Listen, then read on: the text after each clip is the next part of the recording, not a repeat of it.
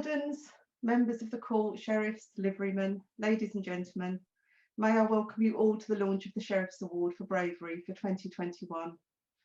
In particular, a very warm welcome to Aldermanic Sheriff Professor Michael Manelli and Sheriff Christopher Hayward, who we'll hear from a little later.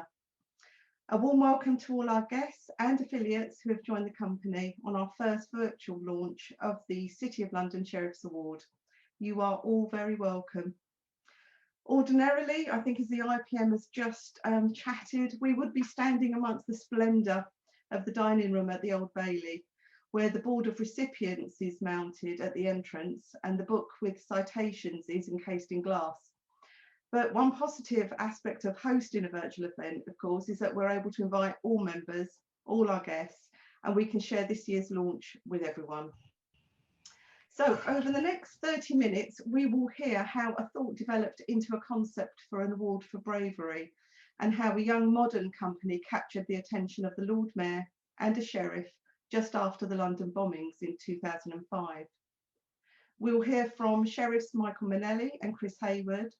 The junior warden Russell Penny will share a message from Sir David Brewer, and Peter French will tell us about the first recipient of the award and go on to officially launch nominations for this year. As many of you are attending this event for the first time, and as we are all comfortably sitting down, I'm going to take a few minutes to share insights into the original concept of the award. I'll be reading words from Steve Neville, one of the founder members of the company and one of the founders of this award. This is his story and his journey. The idea for the Sheriff's Award was conceived at a breakfast that I had with Peter French to brainstorm the progress of the company. Peter mentioned that he was thinking of inviting a sheriff to a BSIA awards dinner. I thought this may prove difficult, as the sheriffs usually accompany or deputise for the Lord Mayor. Nonetheless, determined as ever, Peter said he would try.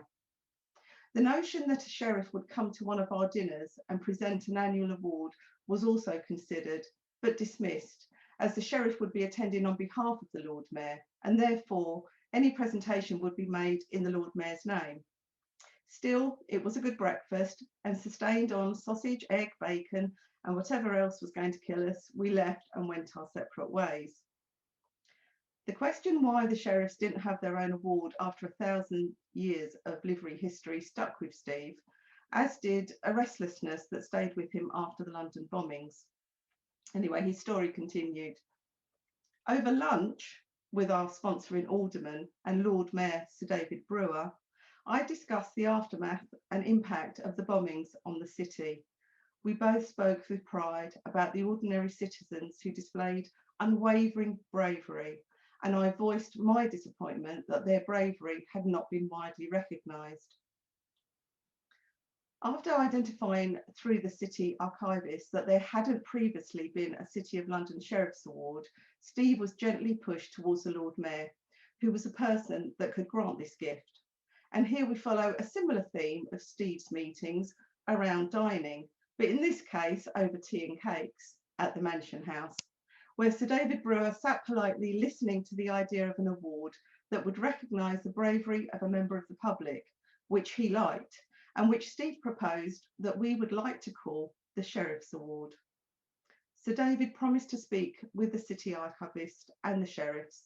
Life went on for Steve until he met Alderman David Lewis at a Guildhall reception. It's not clear if food was served, but I suspect there was. But going back to Steve's words, David Brewer had asked David Lewis to speak to me about a new annual security award for bravery that the Worshipful Company of Security Professionals were proposing to be presented by the sheriffs. As he was the next sheriff for 2006, he asked, how could he help? We discussed the reasoning behind the concept and the perfect fit between the security professionals, the sheriffs and the Old Bailey, and he was 100% behind the idea. The next day, I received a letter of approval from Sir David Brewer confirming that the gift of the Sheriff's Award had been granted to the company and in perpetuity. We were about to create livery history by being entrusted with a historic and honourable gift that would link us now and forever with the sheriffs of the City of London. The rest is history. The Worshipful Company of Security Professionals have been the guardians of the Sheriff's Award for Bravery for 15 years and are enthusiastic about the award today as the day we were first granted the privilege and honour. My thanks to Steve Neville for sharing the story with us. I found the recollection both amusing and a lesson in perseverance. I'm now delighted to introduce two sheriffs who are with us this evening. Alderman Sheriff Professor Michael Manelli and Sheriff Chris Hayward. Michael and Chris, it's a pleasure to see you both again. We're really fortunate that you're both in your second term of office and therefore you know us pretty well. And of course honoured that you're able to join us here this evening. So let me hand over to Alderman Sheriff Professor Michael Manelli to say a few words. Master, wardens, distinguished guests, ladies and gentlemen, my brother Sheriff Christopher Hayward and I are delighted to have been asked to hand on the baton of the Sheriff's Award for 2021. Normally, this award for bravery is judged by the company each September, along with both the incoming and outgoing sheriffs. This means that each sheriff gets to see the process twice. As most of you know, Chris and I have been asked to extend our term of office for an extra year. We believe this is the first time two sheriffs have rolled over since 1228. So unusually, we will see the award process 3 times as we hand it on to our successors who replace us at the end of September. At the World Pun Championships, they say that victory is easier said than punned. And I've been asked to speak about what it was like for us taking part in the selection of the winners. To remind you, the 4 criteria for the award are virtually impossible to assess rationally. Whether the individual was knowingly aware that he or she was at risk of harm, the actual degree of danger or intimidation present at the time, whether the individual acted of their own volition, irrespective of the presence or action of others, and to what degree the person's actions were beyond their normal zone of comfort. None of the submissions are about people blundering into danger, none about humdrum incidents, none about silly decisions, none about situations that wouldn't challenge any person. Chris and I have had the privilege of meeting 2019's winner, DC Joby Reeve, being knifed while knowingly tackling 4 robbers, and 2020's winner, Richard Dimmack, stopping a knife attack that would have resulted in murder, as well as the London Bridge and United Guilds heroes. Now, there's a quote supposedly attributed to John Wayne. Sadly, it's not true, but it goes, "Courage is being scared to death and saddling up anyway." But I can share a similar sentiment, truly written by Joanna Bailey in a play from 1798. "The brave man is not he who feels no fear, for that were stupid and irrational, but he whose noble soul its fear subdues and bravely dares the danger nature shrinks from." From reading the submissions and personal experience, the 3 stages of bravery seem to be becoming aware of a situation, assessing the situation, and doing the right thing. Awareness and assessment can possibly be taught, but I'd like to draw your attention to that transition from assessing to doing the right thing. Many of us have been in situations where we didn't show bravery because we were unaware of what was going on. Sometimes we've been aware, but unable to figure out what to do. The coward, and we can all be cowards, is the one who completes the first 2 stages and then doesn't do the right thing. And our discussions with Joby, Richard, veterans, frontline workers, whistleblowers, and others leads me to believe that doing the right thing comes from within, from strength of character molded over many years, from inner sources of spirituality and love of our fellow man. None of the situations would pass health and safety tests, but these courageous folk are not fools. They are not people who jump off rooftops, dive off bridges into freezing water, or leap into traffic for fun. The brave people I've met often say they didn't know what they were doing till it was over, or if they'd really known how serious it was, that they wouldn't have helped. Sometimes this is modesty, of course, but they move so immediately from assessment to action, they believe they didn't think it through. In many cases, if they hadn't moved immediately, the situation would have become irredeemable. There is the tiniest of slivers between thought and action. For them, it's innate. So having lived your life with honest intent towards your fellow man, you do move immediately from assessment to doing the right thing. The brave know what's right, regardless of what their fellow man might think. They do the right thing because they've made themselves into the right stuff. And these awards are tough to judge because you have to put yourself in the mind of others. I was moved by one submission, not a winner, where alone on a Northwest beach on a stormy day, a man calmly called 999 and, relying on the emergency services, left his phone in the sand and walked into the stormy waters of the Irish Sea to stop a woman's suicide.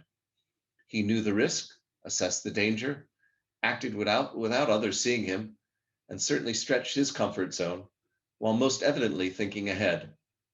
He hadn't been on the Hero 101 training course. Rather, he had lived a life that would be heroic with or without the opportunity to demonstrate it at a special incident.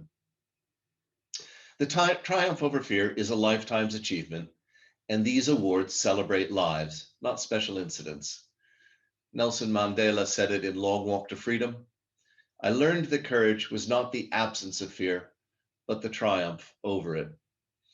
And the Worshipful Company of Security Professionals is so right to celebrate this award. It is not about who is braver than whom. It is about reminding us that brave, heroic, courageous individuals live amongst us, and that if we teach ourselves what the right thing is often enough, we too can join them when we need to act.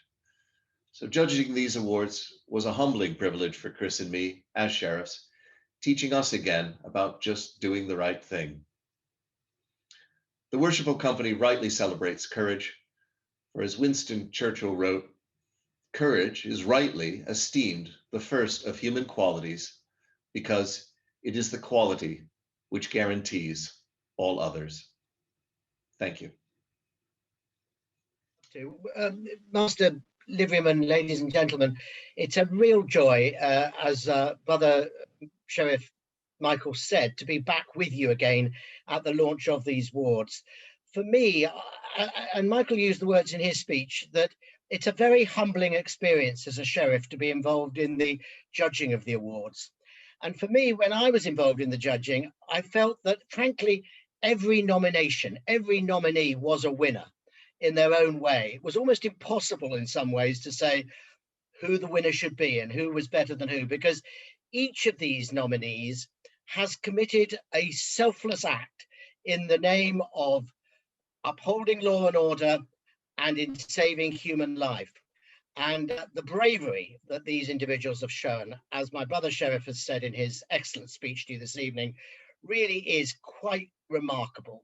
And so I really do commend the Worshipful Company of Security Professionals for the whole idea, for the story tonight about how it all happened. It really is an incredible set of awards. And every time before the pandemic that we walked in daily to the judges' dining room for lunch, I always stop, pause, look at the board, look at the book, and reflect.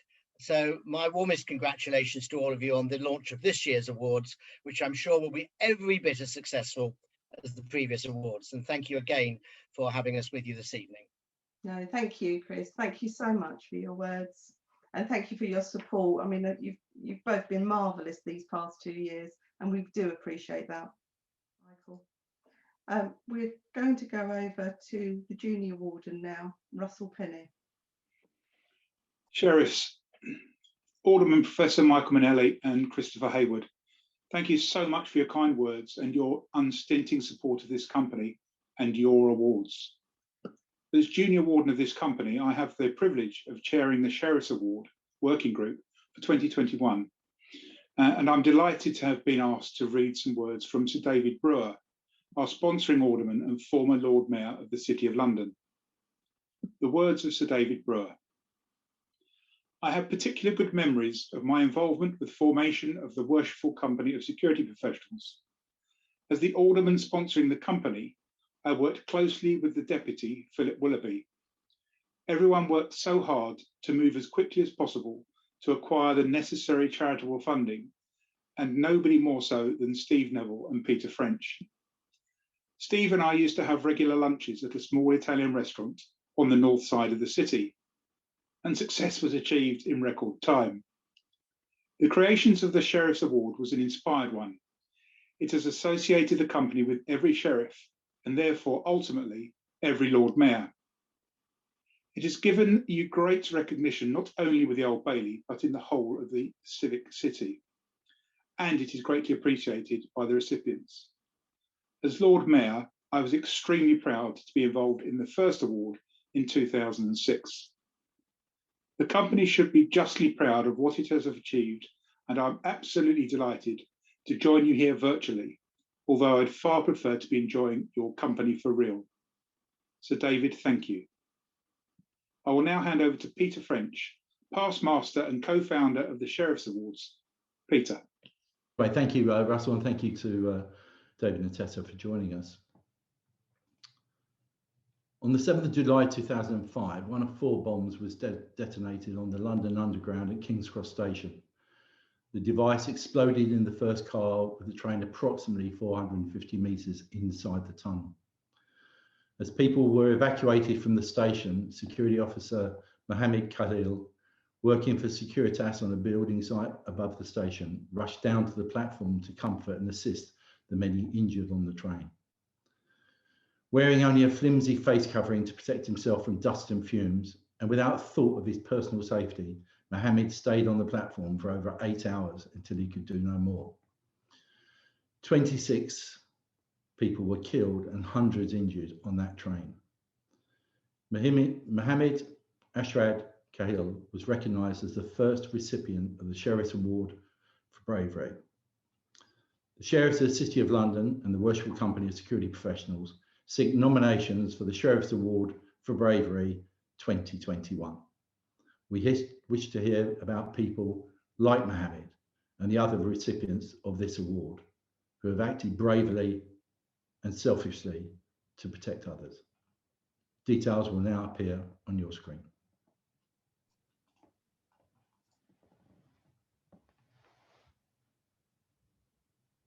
Thank you very much, Peter. And I'm pausing really so everyone obviously can catch the QR code if you wish to, but of course it sits on our website as well, the nomination and further details.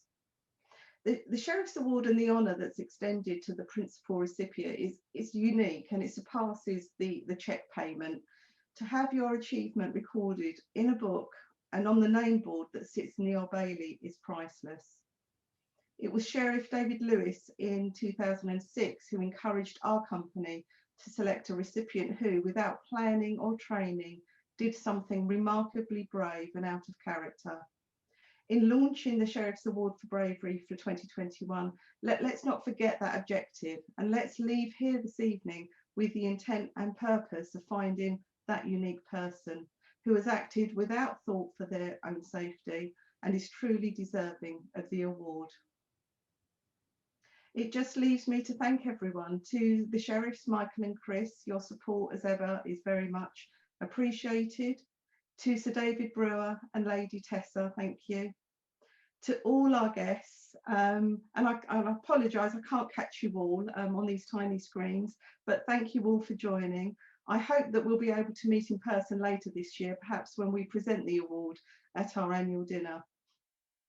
At our common hall.